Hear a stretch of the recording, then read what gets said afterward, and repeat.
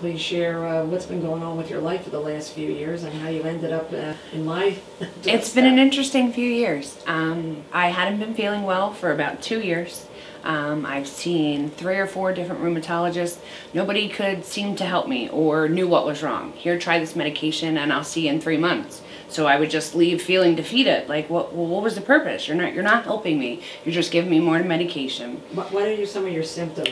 It was like very lethargic. I would sleep a lot. I had a fever for almost 2 years straight. Usually it was low grade, occasionally it would spike, but I never felt well. There wasn't really a day where I felt myself, honestly. It got to the point where I couldn't take it anymore. My skin was breaking out, I had rashes everywhere.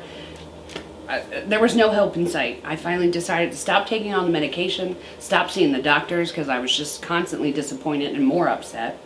And I had met you a year earlier, and you told me that you could help me, and I thought, okay. I dragged my feet for a whole year. It wasn't until I was at my wit's end and ready to give up that I decided, let me give this lady a try.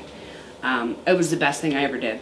It's been since September was the first time I saw you, and the first day I left you, I felt hope. I felt like one day I was gonna feel better.